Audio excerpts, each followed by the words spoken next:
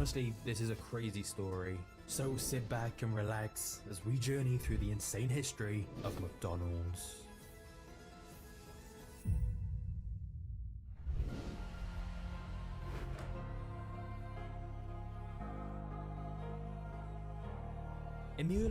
No início dos anos 1900, a paisagem americana estava passando por uma transformação massiva.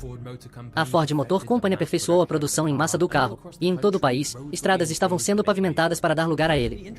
Mas a introdução do carro fez mais do que mudar a forma como os americanos viajavam. Também mudou a forma como eles comiam. Na ensolarada Califórnia, centenas de restaurantes drive-in estavam surgindo e os clientes adoravam a experiência. Você dirigiria até o estacionamento e seria recebido por uma garçonete na sua janela. Poucos minutos depois, seu pedido seria entregue ali mesmo. Você nem precisava sair do carro para apimentar as coisas. Alguns restaurantes até tinham garçonetes entregando comida de patins. Esse era o mundo que os jovens Richard Morris e McDonald encontraram quando deixaram New Hampshire e se mudaram para a Califórnia em 1927. Mas, para começar, os dois irmãos, Richard Morris, ou Mac, como ele era conhecido, nem sequer pensavam em restaurantes. Eles queriam começar uma carreira na indústria cinematográfica, então conseguiram empregos empurrando equipamentos de filmagem e manuseando adereços em sets de filmes, economizando com a esperança de um dia comprar seu próprio cinema.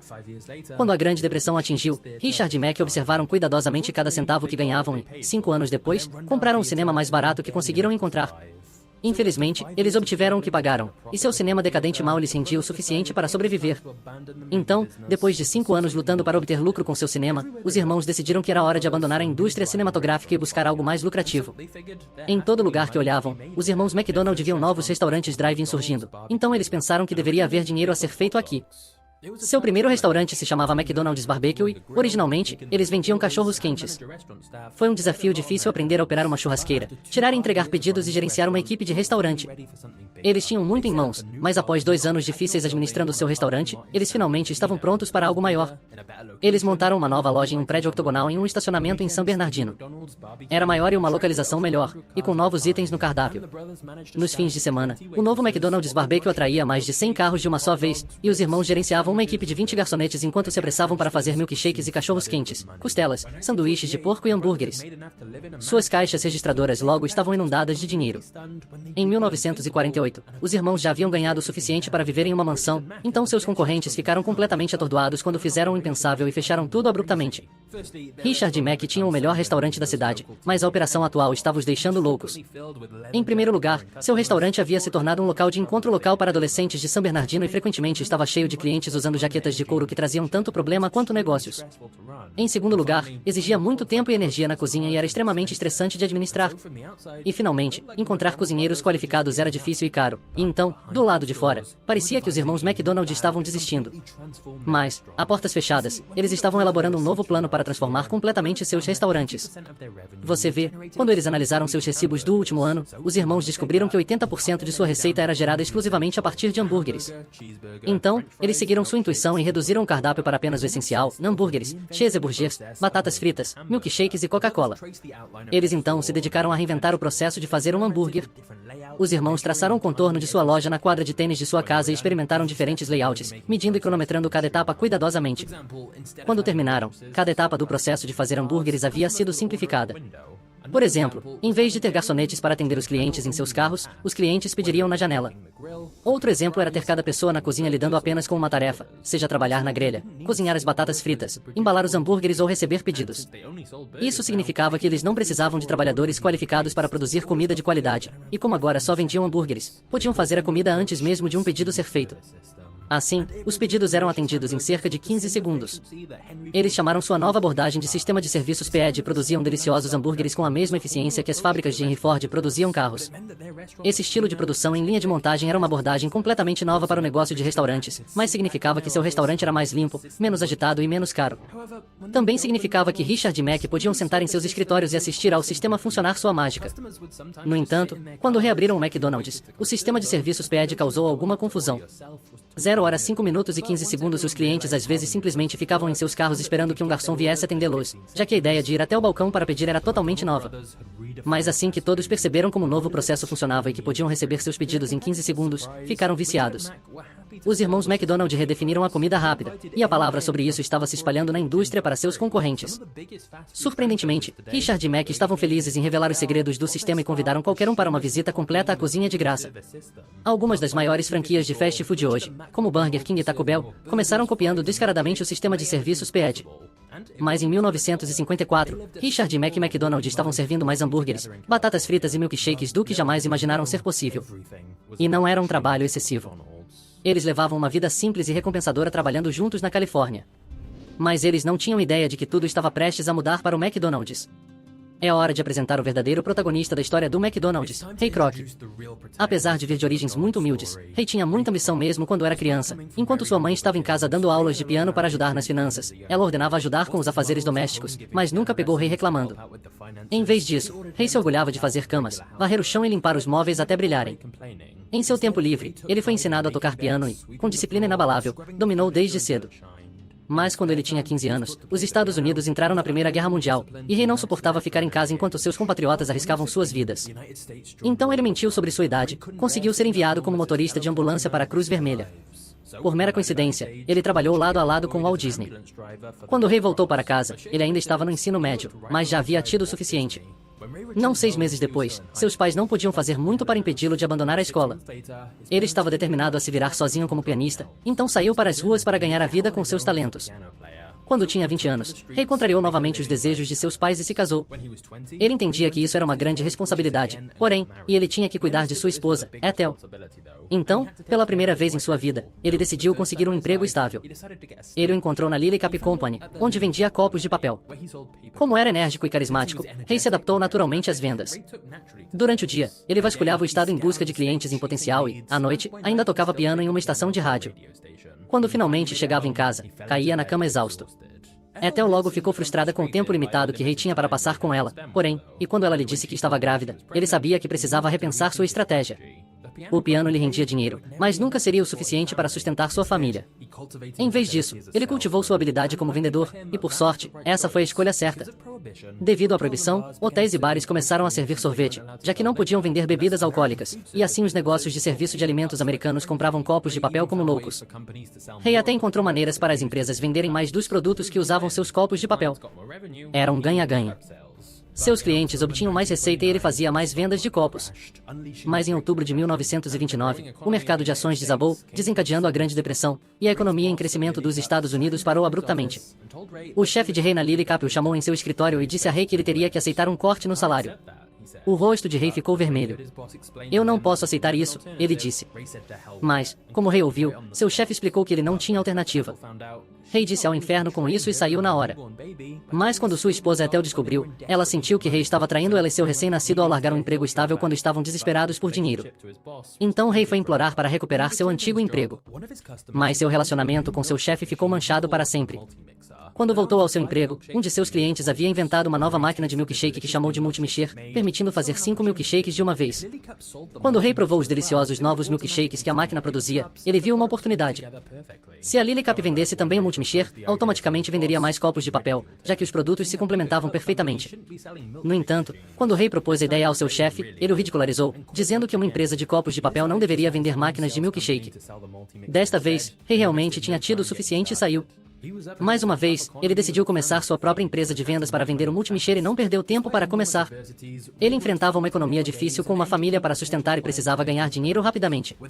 Apesar de enormes adversidades, Ray trabalhava 14 horas por dia e recebia potenciais clientes até tarde da noite. Com uma ética de trabalho implacável e um bom produto, em breve ele estava viajando por todo o país, vendendo milhares de Multimixers por ano e ganhando um bom sustento. Mas assim que seus esforços começaram a dar frutos, a América foi jogada na Segunda Guerra Mundial. Por causa da guerra, a maioria das fábricas mudou seu foco para fornecer ao exército, e os Multimixers não estavam mais sendo fabricados. Ray estava vivendo seu pior pesadelo. Ele era um vendedor sem um produto para sobreviver. Ele tentou vender diversos produtos diferentes até que os aliados declararam vitória em 1945. Mas assim que a guerra terminou, o mercado finalmente tomou um rumo positivo para Ray. Com o boom populacional após a guerra, os sorvetes se tornaram uma febre e também os Multimixers. Ray começou a vendê-los para as maiores franquias da América, como Dairy Queen. No entanto, esse boom também significava que, até a década de 1950, produtos mais novos e melhores estavam entrando no mercado e o Multimixer estava caindo em desuso. Ray não encontrava um produto vencedor. Logo, ele poderia estar em sérios apuros financeiros, mas então notou algo estranho em seus registros. Certamente era um erro. Um pequeno restaurante em uma cidade remota a 60 milhas a leste de Los Angeles havia encomendado um total de 8 multimishers. Restaurantes raramente compravam mais de um na Terra. O que eles precisariam de 8? A curiosidade de Ray era demais para ele. Ele tinha que ver por si mesmo, então fez uma viagem a San Bernardino, Califórnia. Ray chegou cedo pela manhã, mas à primeira vista não ficou impressionado com o McDonald's. Mas muito rapidamente, o estacionamento começou a ficar mais movimentado. Provavelmente, 150 pessoas apareceram quando Ray pagou $0,15 por um hambúrguer e o recebeu quase instantaneamente. Ele não podia acreditar. Tudo estava limpo. Seu hambúrguer estava delicioso, novos clientes entravam a cada minuto e era um ambiente familiar. Ray nunca tinha visto nada igual. Ele se apresentou aos irmãos McDonald e eles lhe contaram sobre toda a operação. Ray imediatamente adorou o sistema de serviços PED e finalmente entendeu por que eles precisavam de 8 multimishers para operar. Essa era a operação de comida rápida mais ativa e eficiente que ele havia visto em toda a sua carreira. Os irmãos também disseram a Ray que estavam procurando um agente de franquias, alguém para construir mais restaurantes McDonald's como este em todo o país e encontrar operadores para administrá-los. Os irmãos McDonald desfrutavam de sua vida simples administrando essa única loja, então não queriam fazer isso eles mesmos. Mas Ray sabia que se mais restaurantes McDonald's como aquele fossem abertos, eles também precisariam de muitos mais multimishers. Então ele disse aos irmãos para ligarem para eles se encontrassem alguém para ajudá-los com as franquias. Entretanto, na semana seguinte, Ray teve dificuldade para dormir. Sua imaginação corria solta enquanto ele era atormentado por uma visão do potencial do McDonald's quando vendia um multimisher. Seu cliente usava o mesmo por 10 anos, mas o McDonald's vendia hambúrgueres para milhares de pessoas todos os dias. Ele sabia que de alguma forma tinha que se envolver nisso. Ele ligou para Richard McDonald para perguntar se eles tinham encontrado um agente de franquias. Naquela época, eles ainda não tinham. Então, Ray perguntou, bem, e eu? Quando Ray começou a franquear o McDonald's em 1955, ele tinha 52 anos. Ele tinha diabetes, artrite e havia perdido tanto a vesícula biliar quanto a glândula tireoide, e ainda assim trabalhava com o mesmo entusiasmo que quando tinha apenas 18 anos. Tendo fechado um acordo com os irmãos McDonald para ajudá-los a franquear, Ray estava em uma missão para colocar um McDonald's em cada esquina da América, e assim fundou a McDonald's System Incorporated, uma entidade separada do restaurante original administrado pelos irmãos McDonald. O contrato com os irmãos McDonald estipulava que o trabalho de Ray era procurar novos locais, abrir novas lojas do McDonald's e encontrar operadores de restaurantes para administrá-los. Ray então os treinaria sobre como usar o sistema de serviços PED e repetiria o processo com mais lojas por todo o país. O contrato também estabelecia que, se ele quisesse fazer qualquer alteração no design da loja ou mudar qualquer parte do sistema de serviços PED, ele precisaria receber confirmação por escrito assinada por ambos os irmãos. Agora, para cada novo restaurante do McDonald's que Ray abria, ele recebia $950 adiantado, e o operador da loja pagaria ele 1,9% da receita que a loja gerava. No entanto, desses 1,9%, mais de um quarto iria para os irmãos McDonald como pagamentos de royalties. Então Ray basicamente recebia 1,4% do dinheiro que cada loja do McDonald's fazia. E a princípio, Ray estava empolgado com essa parceria, mas logo começaria a sentir que fez um negócio muito ruim, e que sua relação com os irmãos McDonald seria muito pior do que ele poderia imaginar. Tudo começou quando Ray encontrou um ótimo novo local para sua primeira loja perto de seu escritório em Des Plaines, Illinois, e também encontrou um ótimo novo operador para administrá-la.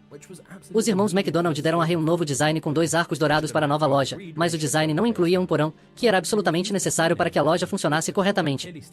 Richard e Mac concordaram que Ray deveria construir o porão, mas se recusaram a assinar qualquer coisa, o que o contrato claramente estipulava ser necessário antes que Ray pudesse prosseguir, já que era necessário. Ray decidiu seguir em frente e construir o porão mesmo assim, mas isso significava que ele estava em violação do contrato, e assim os irmãos poderiam tecnicamente processá-lo a qualquer momento. Uma vez que a loja foi inaugurada, no entanto, os Golden Arches se tornaram uma atração local. Ray chegava à loja todas as manhãs para verificar se tudo estava pronto. Ele então ia trabalhar em sua empresa de vendas, que ainda possuía, e voltava todas as noites para limpar qualquer copo ou embrulho no estacionamento.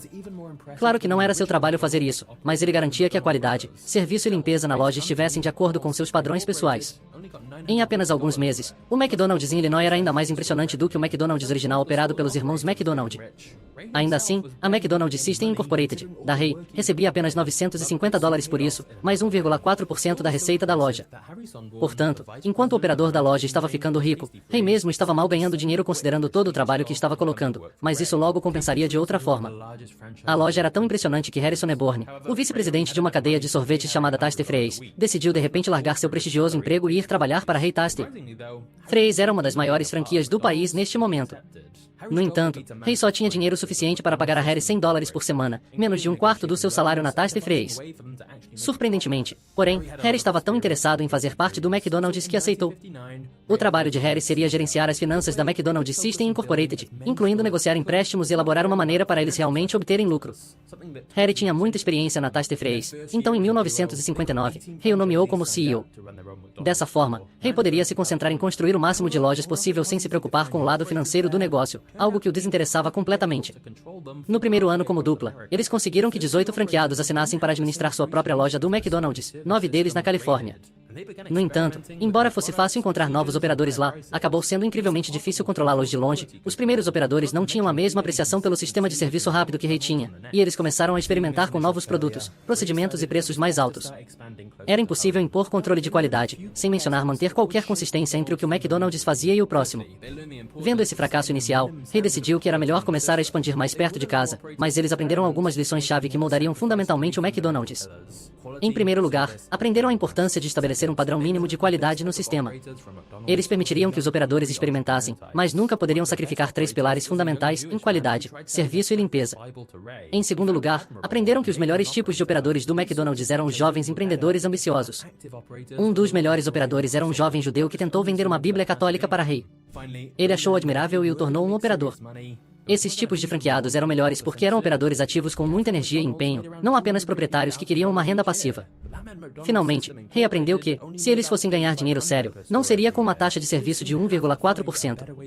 O McDonald's médio fazia cerca de $250 mil por ano, mas isso significava que a McDonald's System Incorporated ganhava apenas cerca de $3.500 por loja a cada ano.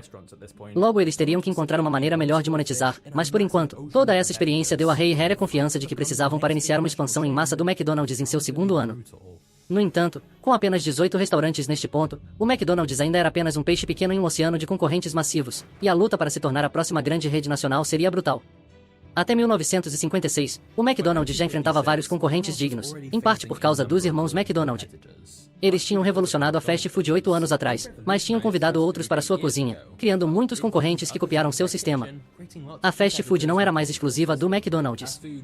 Hay estava tentando abrir novas localidades do McDonald's em todo o país, mas exatamente ao mesmo tempo, também estavam tentando fazer o mesmo às franquias similares como In-N-Out Burger, Burger Chef e Burger King. Mesmo fora dos hambúrgueres, o Coronel Sanders já estava expandindo o Kentucky Fried Chicken e o Carl's Jr. estava fazendo o mesmo com cachorros quentes. Com tantas franquias de fast food lutando pela dominação, o McDonald's estava longe de ser um sucesso garantido. Então, como o McDonald's conseguiu superar todos eles? A resposta, descobre-se, foi o gênio de como Hay e Harry estruturaram seu império de franquias. Na época, a maneira mais comum de franquear um negócio de tijolos e argamassa era a franquia territorial, o que significa vender o direito exclusivo de operar em um determinado território vendendo contratos enormes para áreas inteiras. As franquias ganhariam muito dinheiro antecipadamente antes mesmo de sua primeira loja abrir, e isso significava que não dependiam do sucesso de seu restaurante para obter lucro. Isso soa bom na teoria, mas na prática significava que os interesses do franqueador e do franqueado não estavam totalmente alinhados. Em vez disso, Hay decidiu construir o McDonald's uma loja de cada vez. Se um operador quisesse administrar uma loja adicional, ele precisaria provar que seu primeiro McDonald's era bem-sucedido. Isso era mais lento, mas garantia uma qualidade superior de cada loja a longo prazo. Em vez de conceder territórios inteiros a franqueados, Hay optou por uma abordagem mais cautelosa e seletiva. Ele preferia expandir gradualmente, garantindo que cada nova loja fosse bem-sucedida antes de permitir que os operadores abrissem mais unidades. Essa estratégia permitiu um controle mais eficaz sobre a qualidade e o desempenho de cada estabelecimento, mantendo os interesses alinhados entre a empresa-mãe e os operadores. Ao adotar esse modelo de expansão mais controlado e focado na qualidade, o McDonald's conseguiu estabelecer uma base sólida para seu crescimento futuro. Enquanto muitos de seus concorrentes se concentravam em expansões rápidas e territoriais, o McDonald's priorizava a excelência operacional e a consistência do produto em cada localidade. Essa abordagem estratégica, combinada com a inovação contínua no serviço e no menu, permitiu que o McDonald's se destacasse da concorrência e se tornasse a principal cadeia de fast food nos Estados Unidos e além. A ênfase na qualidade, serviço e limpeza, juntamente com a seleção cuidadosa de operadores comprometidos, contribuiu significativamente para o sucesso duradouro da marca McDonald's. Essa estratégia também ajudou a construir uma reputação sólida para o McDonald's como uma marca confiável e consistente. Os clientes sabiam que, não importava onde estivessem, poderiam esperar a mesma qualidade de alimentos e serviço em qualquer restaurante da rede. Além disso, ao manter o controle sobre cada nova abertura de loja, o McDonald's conseguiu evitar problemas de qualidade e garantir uma experiência positiva para os clientes em todas as suas filiais. Isso contribuiu para a construção de uma base de clientes leais, que retornavam aos restaurantes do McDonald's repetidamente.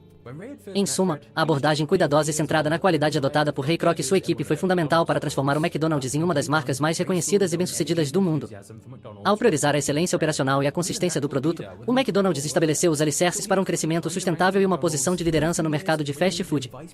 Não apenas isso, mas as franquias tradicionais ganhavam a maior parte do dinheiro vendendo suprimentos para seus franqueados.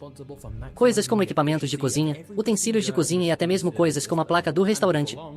Os franqueadores obtinham lucros rápidos ao superestimar seus suprimentos, e assim eles se concentravam mais em vender para seus franqueados do que em se tornar realmente bem-sucedidos como varejistas. Ray decidiu contra a venda de suprimentos para seus franqueados porque os transformava em seus clientes em vez de seus parceiros. Como a empresa de Ray só ganhava dinheiro com sua taxa de serviço de 1,4% com base na receita de cada loja, era do seu interesse fazer seus franqueados tão ricos quanto possível. Era uma estratégia simples, mas ousada, e significava que os interesses da McDonald's System Incorporated estavam totalmente alinhados com os interesses dos operadores de suas lojas. Ambos estavam tentando tornar as lojas do McDonald's as melhores e mais lucrativas possíveis, ao contrário de muitas outras cadeias onde as franquias apenas ganham todo o seu dinheiro vendendo para os franqueados, mesmo pessoalmente. Ray tratava os operadores do McDonald's como parceiros iguais em sua missão. Tanto o franqueador quanto o franqueado se beneficiavam do sucesso do sistema como um todo, e todos trabalhavam para tornar o McDonald's um sucesso. Não prejudicou que Ray também fosse um vendedor muito convincente quando se tratava de comunicar sua crença inabalável no futuro do McDonald's. Muitos franqueados compraram totalmente sua visão, mas como Ray essencialmente vendia um sistema, ele precisava encontrar a pessoa certa para ajudá-lo a aperfeiçoá-lo. Felizmente, Ray já conhecia o homem certo para o trabalho, um jovem chamado Fred Turner. Quando Ray conheceu Fred pela primeira vez, ele tinha apenas 23 anos e foi contratado para fazer hambúrgueres em uma das lojas do McDonald's. Mas desde o primeiro dia, Ray viu sua própria energia e entusiasmo pelo McDonald's refletidos em Fred. Ele era um líder natural com uma ética de trabalho incrível, então ele rapidamente subiu na hierarquia do McDonald's, e em poucos anos, foi nomeado vice-presidente de operações. Assim como Ray, Fred era muito detalhista em seu novo cargo. Fred era responsável por maximizar a eficiência de cada procedimento no sistema de serviço Speed. Em pouco tempo, Fred basicamente transformou cada restaurante do McDonald's em uma pequena fábrica. Eles pegaram o sistema de serviço Speed já bem-sucedido que os irmãos McDonald haviam feito e o tornaram ainda melhor e mais eficiente. Claro, mudar o sistema ia completamente contra o contrato de Ray com os irmãos McDonald, mas nesse ponto ele estava acostumado a ser ignorado por eles. Os irmãos McDonald não pareciam gostar da rapidez com que Ray estava avançando com tudo, então Ray muitas vezes apenas seguia em frente sem eles. Graças ao plano de franquia de Ray de tratar os franqueados como seus parceiros e não como clientes. E graças às inovações de Fred, os franqueados estavam ficando incrivelmente ricos com suas lojas. Através do boca a boca, o McDonald's começou a ganhar fama. Cada vez mais pessoas estavam ouvindo falar dessa oportunidade de negócio emocionante de possuir e operar seu próprio McDonald's. E então, em vez de Ray ter que procurar empresários ambiciosos para administrar suas lojas, eles estavam agora vindo até ele. A família Mook, como Ray a chamava, estava crescendo. Mas à medida que a McDonald's System Incorporated crescia, também cresciam seus custos operacionais, e eles ainda não haviam encontrado uma maneira melhor de ganhar dinheiro. Os irmãos McDonald se recusaram a mudar qualquer coisa no contrato, então Ray e Harry Mal estavam conseguindo manter a taxa de serviço de 1,4%. Ray entendia que você só pode obter lealdade de sua equipe se der isso primeiro, então ele sacrificou seu salário para poder pagar seu crescente número de funcionários. Durante seus primeiros 8 anos, Ray não recebeu um único centavo. A única razão pela qual ele podia sustentar sua esposa e filha era porque, até 1959, sua antiga empresa de vendas ainda estava funcionando basicamente no piloto automático. Ray estava trabalhando 80 horas por semana com uma paixão sem igual em uma idade em que a maioria das pessoas estava pensando em se aposentar. Mas ainda havia 2 problemas a resolver. Em primeiro lugar, sua empresa precisava encontrar uma nova maneira de ganhar dinheiro, ou nunca poderiam crescer para uma escala sustentável. E em segundo lugar, havia os irmãos McDonald. Ray sentia que lidar com eles era uma grande dor de cabeça e ressentia-se de estar fazendo todo esse trabalho, mas vendo muito pouco retorno para si mesmo. Mas, em última análise, a marca McDonald's ainda tecnicamente pertencia a eles. Claro, Ray estava ansioso para mudar isso, e ao fazer isso, traria o pior de Ray Kroc. Ray estava construindo um número crescente de McDonald's em toda a América. Mas, enquanto seus operadores estavam enriquecendo, sua empresa ainda não tinha encontrado uma maneira de lucrar. O advogado dos irmãos McDonald, a quem ele chamava de seu inimigo mortal, sempre os aconselhava a nunca assinar nada que lhe pedissem, então eles insistiam na taxa de serviço de 1,4% que havia sido acordada no contrato original, o que tornava impossível para Ray obter qualquer lucro real sem uma solução criativa. Felizmente, Ray tinha seu bruxo financeiro, Harry. Harry teve a ideia de criar a franchise Hewitt Corporation, uma empresa separada da McDonald's System Incorporated. A princípio, Ray ficou um pouco confuso com o motivo pelo qual Harry estava sugerindo que entrassem no ramo imobiliário, mas logo ficou claro que poderia ser a solução para todos os seus problemas. Até aquele ponto, os operadores de lojas do McDonald's pagavam aluguel a quem possuía a terra sob suas lojas. Mas agora, a nova empresa de Ray, Franchise Hewitt, compraria a propriedade e arrendaria aos operadores das lojas do McDonald's. Isso colocou Ray e Harry em uma posição poderosa por algumas razões. Em primeiro lugar, deu-lhes um grau de liberdade dos irmãos McDonald como uma empresa separada. A franchise Hewitt não estava sujeita ao contrato original que Ray havia assinado com eles.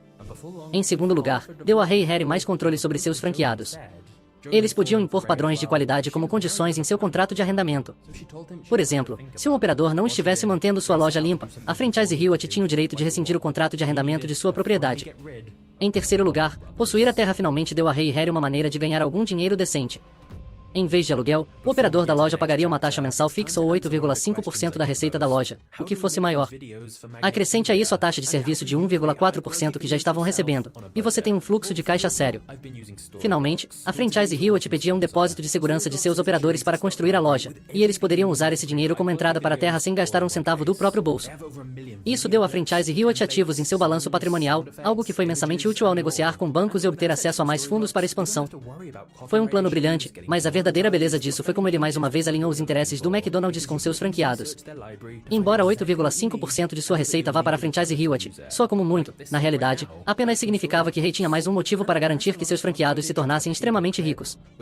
Quanto mais dinheiro um operador ganhasse, mais dinheiro Ray e suas empresas ganhariam. Agora que tinham uma fórmula vencedora graças à entrada no mercado imobiliário, Ray e Harry podiam sentir que estavam à beira de algo extraordinário com o McDonald's. Em 1960, o McDonald's tinha 228 restaurantes em operação, e aos poucos eles estavam comprando toda a terra sob eles. No entanto, foi também por volta desse tempo que Ray conheceu Joanna Smith, que acontecia de ser a esposa de um franqueado do McDonald's. Ray a conheceu quando ela era pianista em um restaurante, e eles tiveram uma conexão instantânea e acabaram tocando piano e cantando juntos. Ao contrário da esposa de Ray, Ethel, Joanna compartilhava sua paixão pelos negócios, e eles conversaram muito sobre o que o McDonald's poderia se tornar depois de passar mais tempo com ela. Ray se apaixonou rapidamente por ela e, em pouco tempo, entrou com o pedido de divórcio de Ethel e propôs casamento a Joanna. Joanna também havia se apaixonado por Ray, mas ela era casada e tinha uma família na época, então ela disse a ele que teria que pensar sobre isso enquanto fazia. Ray partiu para fazer algo que ele queria fazer há algum tempo. Ele precisava finalmente se livrar dos irmãos McDonald. Há duas versões para essa história. Existe a versão oficial e uma muito mais sombria contada pelos irmãos McDonald. Você vê, ao melhorar o sistema de serviço Speed sem a permissão por escrito dos irmãos, Ray violou seu contrato com eles mais vezes do que ele gostaria de contar, e isso significava que eles tecnicamente poderiam processá-lo a qualquer momento. Eles sempre foram imprevisíveis quando se tratava de questões legais, então Ray decidiu agir antes que eles tivessem a chance de arruinar seus planos. Ele os ligou e declarou que queria comprá-los completamente do McDonald's. Ray disse a eles para nomear seu preço e ligar para ele quando soubessem. Alguns dias depois, o telefone tocou, mas quando Ray ouviu o número, sua mandíbula caiu no chão. 2,7 milhões. Isso daria 1 milhão para mim, 1 milhão para Mac e 700 mil para o tio Sam. Ray pensou sobre isso por um tempo. Isso era tudo o que ele queria. Ele teria o nome McDonald's, a loja original em San Bernardino e os direitos de tudo relacionado ao McDonald's, então ele estaria totalmente no comando.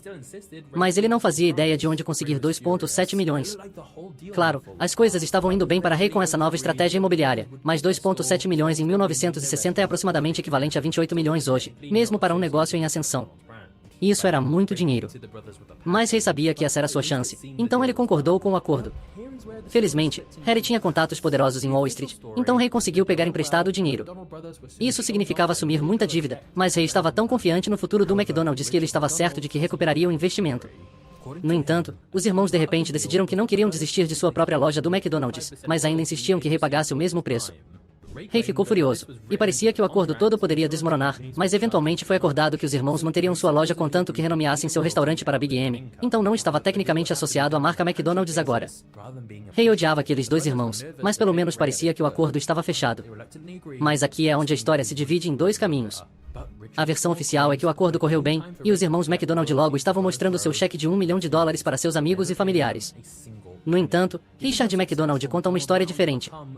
Segundo ele, uma parte fundamental do acordo era que os irmãos queriam manter os 0,5% de royalties que haviam recebido o tempo todo, mas Ray afirmava que se isso estivesse escrito no contrato, as seguradoras cobrariam dele muito caro, então Ray supostamente concordou em pagar os royalties com sua própria renda, mas que o acordo teria que ser feito em um aperto de mão em vez de ser oficial.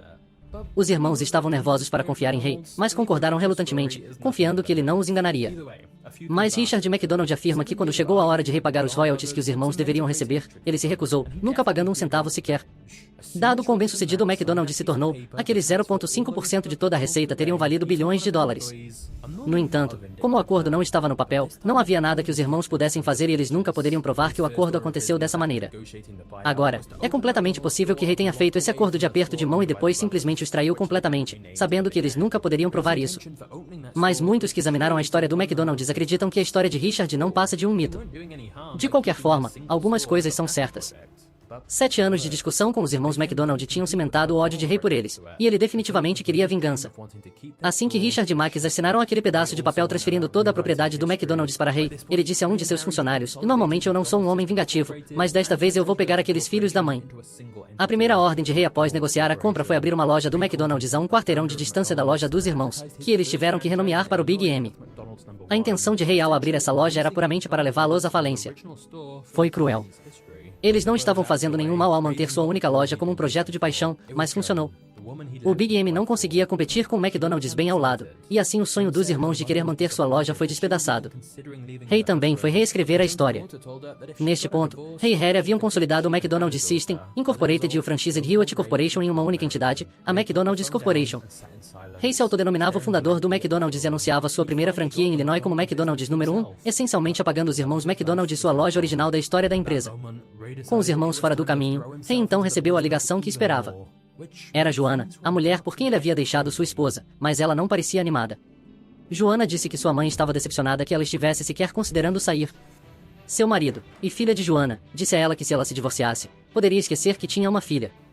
Como resultado, Joanna disse a Rei que não podia se casar com ele. Rei desligou o telefone e ficou em silêncio, olhando fixamente para o chão. Ele finalmente conseguiu o negócio do McDonald's para si, mas o amor de sua vida agora havia ido embora. Naquele momento, Rei decidiu que era hora de se dedicar ainda mais ao negócio, o que significava que as coisas ficariam ainda mais loucas. Até 1961, os irmãos McDonald estavam fora do caminho, então não havia nada impedindo Rei de transformar o McDonald's em tudo o que ele sonhava que pudesse ser. Rei queria uma campanha de marketing agressiva para cimentar o McDonald's como um nome familiar, mas com apenas 228 lojas em todo o país, a maioria dos americanos nunca havia ouvido falar do McDonald's. Uma campanha de publicidade nacional seria exagerada. A equipe decidiu que a melhor maneira de promover o McDonald's seria localmente, com a ajuda de seus franqueados. Foi um risco, com certeza. Escolher o franqueado certo para administrar um restaurante já era difícil o suficiente, e agora eles estavam confiando neles com a imagem do McDonald's. Mas a preferência pessoal de Rei em relação aos franqueados eram os jovens empreendedores, e isso se tornou uma das forças do McDonald's porque eles estavam sempre experimentando novas ideias sobre como melhorar seus próprios restaurantes. Por exemplo, um operador queria usar publicidade televisiva para atrair crianças para seu McDonald's. Ele encontrou um programa local chamado Bozos Circos, e quando chegou a hora do personagem Bozó promover o McDonald's, o ator era um vendedor espetacular e o McDonald's local logo estava inundado de crianças. Quando o programa de TV foi cancelado, no entanto, eles ficaram sem seu maior promotor. Mas percebendo quão bem-sucedido era o direcionamento às crianças, o McDonald's criou um novo mascote, Ronald McDonald, e o tornou uma presença em todos os McDonald's, juntamente com todo o elenco de personagens, incluindo o Hamburglar e o Grimace. O McDonald's mais tarde intensificaria ainda mais essa estratégia ao introduzir a Happy Meal, ou McLanche Feliz, que incluía um brinquedo, e assim ajudou a atrair novos clientes para o McDonald's desde cedo. Foi apenas nos anos seguintes que muitos começaram a questionar a ética de direcionar tão agressivamente as crianças com sua comida rápida, mas ainda assim, os operadores individuais do McDonald's como este foram responsáveis por criar outras inovações como o Big Mac, o drive-thru e parquinho. E essa foi a dualidade de Ray Kroc. Enquanto ele estava muito interessado em garantir a mesma qualidade de experiência consistente em todos os McDonald's, ele também incentivava seus franqueados a usar sua própria criatividade. O McDonald's então escolhia o melhor entre esses experimentos locais e os implementava no sistema como um todo, para que todos os outros restaurantes também se beneficiassem. Para muitas empresas, crescer pode muitas vezes significar menos inovação. Mas para o McDonald's, cada novo operador trazia novas ideias frescas para a mesa. Então, à medida que mais lojas começaram a se promover em todo o país, eventualmente o McDonald's começou a receber atenção nacional. Neste ponto, Ray considerou que o próximo movimento lógico seria tornar o McDonald's uma empresa pública no mercado de ações, algo que nenhuma outra empresa de fast food havia feito até 1965, e o momento era perfeito. A América estava no meio de um dos mercados de touros mais generosos da história. Assim, em questão de semanas após a abertura de capital, as ações do McDonald's subiram mais de 60% em valor. Ray agora era um multimilionário, assim como Harry, que estava com Ray praticamente desde o início. No entanto, nem tudo foi tranquilo para a equipe do McDonald's nos anos 60. Harry achava que o McDonald's precisava desacelerar sua expansão agressiva devido aos temores de uma próxima recessão. Mas seu principal concorrente, o Burger King, fez exatamente o oposto. Em 1967, o BK abriu mais de 100 restaurantes e no ano seguinte, estava a apenas 100 restaurantes de ultrapassar o McDonald's. Vendo que o McDonald's poderia perder sua posição no topo da indústria de fast food, Ray exigiu que ignorassem os avisos e retomassem imediatamente a campanha de expansão. Na verdade, as tensões entre Ray e Harry vinham crescendo há um tempo. Eles tinham perspectivas muito diferentes e frequentemente viam as coisas de maneira muito diferente. Enquanto Harry era tecnicamente o CEO, Ray era o presidente da empresa e detinha a maioria das ações da empresa, então ele poderia substituir Harry se precisasse. E depois da discussão sobre a expansão, ele quase o fez. Mas felizmente não chegou a isso, pois Harry renunciou à empresa voluntariamente e Ray assumiu como CEO. Mas um dia, enquanto dava um discurso para um grupo de operadores do McDonald's, Ray viu que Joanna estava na multidão, a mulher que havia partido seu coração. Anos atrás, Ray inseriu em seu discurso que agora havia alcançado tudo o que queria na vida, exceto uma coisa. A multidão ficou confusa com o que ele queria dizer, mas Ray estava olhando diretamente para Joanna enquanto dizia isso para atraí-la. Ray convocou uma festa em sua suíte. No final da noite, Ray e John foram os únicos que restaram cantando antigas canções ao piano. Joanna disse a Ray que desta vez não se importava com o que ninguém dissesse a ela. Ela estava se divorciando do marido e queria se casar com Ray. Agora, por 15 anos, a vida inteira de Ray tinha sido consumida pelo McDonald's e tinha valido a pena. Mas agora que ele estava começando um novo casamento com a mulher que ele havia perseguido por anos, ele queria finalmente pensar um pouco menos no negócio. Para um homem tão determinado quanto Ray, isso certamente não significava que ele se aposentaria. Isso apenas significava que ele só pensaria no McDonald's enquanto dormia e até por volta das 17 horas, e depois manteria as noites reservadas para Joanna.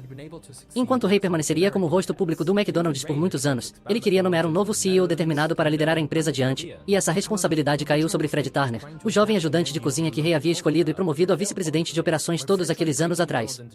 Ele se tornará como o filho que Ray nunca teve, e depois de acompanhar Ray por anos, Ray sentiu que Fred estava pronto para assumir como CEO. E embora Ray tivesse deixado grandes sapatos para serem preenchidos, é justo dizer que Fred entregou. O primeiro desafio que Fred assumiu foi expandir o McDonald's globalmente. Nenhum de seus concorrentes tinha conseguido sucesso fora da América ainda, e até mesmo Ray tentou expandir o McDonald's para os Países Baixos, Canadá e Caribe. No entanto, o erro original deles foi tentar adaptar o cardápio à cultura local, e falhou horrivelmente. Quando Fred tentou introduzir o McDonald's no Japão, ele sabia que tinha que adotar uma abordagem diferente. Em vez de mudar o cardápio, ele o deixou intacto. Mas, assim como na América, ele deixou o marketing para os locais e funcionou. Os japoneses adoraram a autêntica experiência do McDonald's. Na verdade, eles admiravam sua eficiência à moda japonesa. A mesma estratégia funcionou em outros países também, e o McDonald's se tornou um dos principais exportadores da cultura americana, pois recrutava moradores locais para operar os restaurantes e promover a marca. O mundo os recebeu de braços abertos. Em seguida, na lista de tarefas de Fred, estava acelerar a expansão. Fred havia subido a escada no McDonald's desde ajudante de cozinha até CEO, então ele entendia o negócio de todos os ângulos. Mas ele era mais jovem.